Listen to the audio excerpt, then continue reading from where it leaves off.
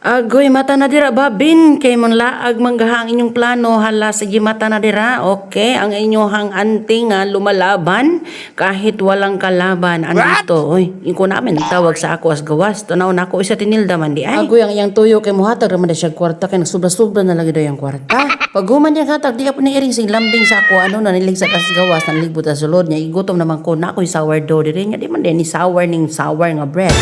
Bitaw ay naghipos na ta no humatag kaon.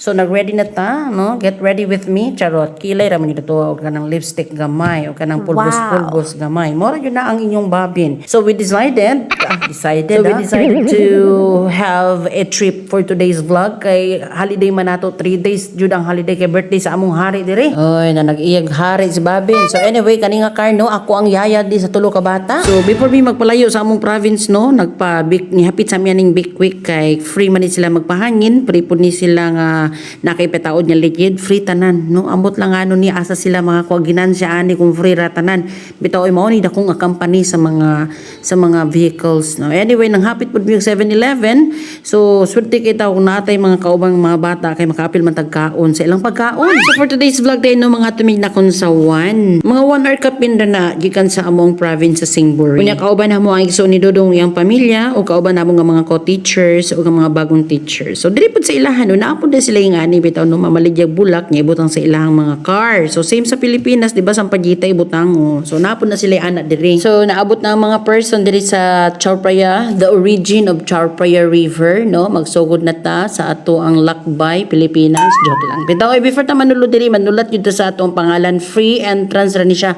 foreigner or Thai. So kaning siya nga river no, Chao-Phraya River actually nakatulo naman siguro kung nakaadto diri.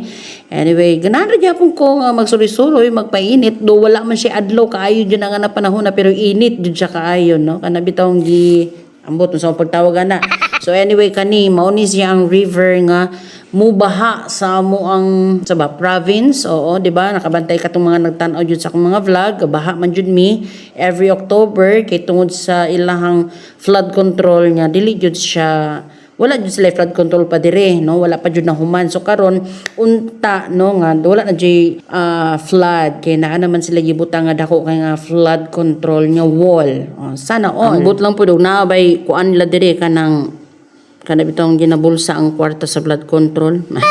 Anyway, laha po na, no? Basi makasabaan ta. So anyway, nanaog na po mi diri dapita. Kanindot siya kaayo nga view pod nya diri dapita magiko-eko jud ang imuhang tingog. So diri daghan kay mga picture ni Gladys, akong gaagaw, no? So akong gisulayan ning phone nya pinakalayo jud makit-an man day gyapon. Charot bitaw ay. So mo ni katong kanang nas taas gikan mi dira sa taas nya nanaog mi. Unya among mga kauban agoy gipaningot na jud sila. Igang na jud kaayo so nag-standby ra jud sa kilid samtang ako diri no nag-video jud ta sulito nato ni no kay panagsara man jud ta makadto diri so bye ingat.